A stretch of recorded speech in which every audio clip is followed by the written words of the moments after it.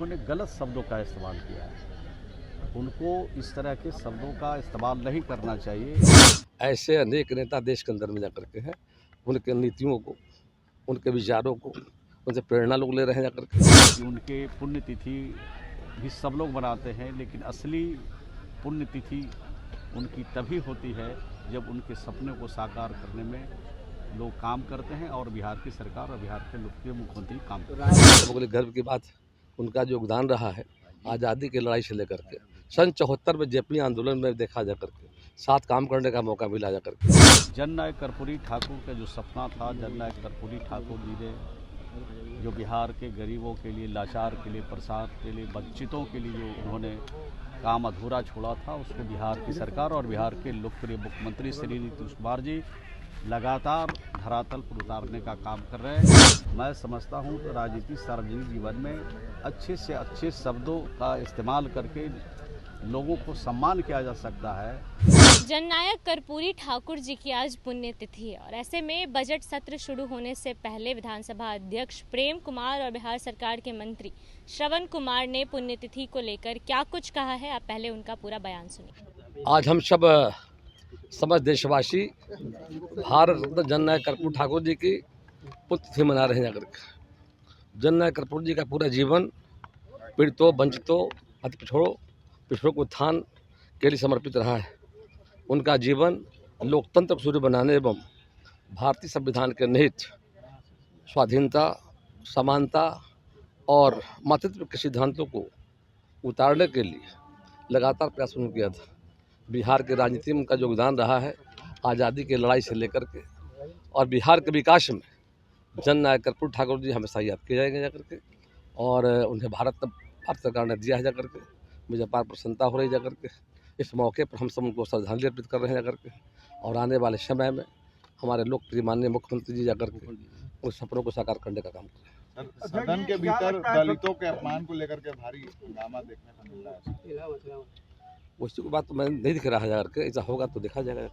अध्यक्ष जी, क्या लगता है सत्ता पक्ष या विपक्ष में आज क्या कोई ऐसे नेता हैं जो अनुसरण कर रहे हैं जननायक कर्पूरी ठाकुर जी? बिल्कुल, माननीय मुख्यमंत्री नीतीश कुमार जी कर रहे हैं, उनके सहयोगी कर रहे हैं जाकर के, तो सभी साथी जो मंत्रिमंडल में हमारे जो है जाकर के। ऐसे अनेक नेता देश के अंदर में जाकर के हैं, उनके नीतियों को, उनके विचारों को, उनसे प्रेरणा लोग ले रहे हैं जाकर के।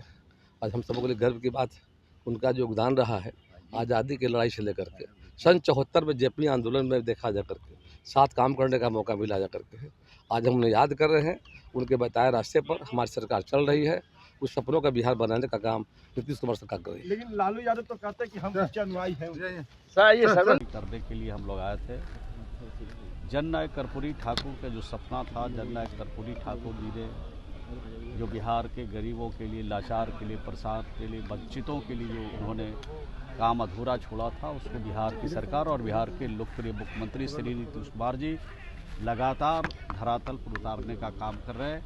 मैं समझता हूं कि उनके पुण्यतिथि भी सब लोग मनाते हैं, लेकिन असली पुण्यतिथि उनकी तभी होती है जब उनके सपने को साकार करने में लोग काम करते हैं और बिहार की सरकार और बिहार के लोकप्रिय मुख्यमंत्री काम करते हैं। राजद तो करे कि असल कर सकते हैं अनुनायी कहिए, बारिश कहिए, हमें बारिश तो ठीक ही बताते हैं। अगर बारिश होते तो कर्पूरी ठाकुर जी बेदाग निकले हैं अपने राजनीतिक सामाजिक जीवन में, कहीं पर उनको दाग नहीं लगा।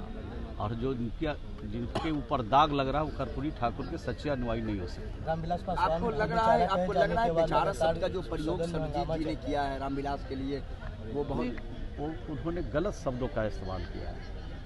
उनको इस तरह के शब्दों का इस्तेमाल नहीं करना चाहिए।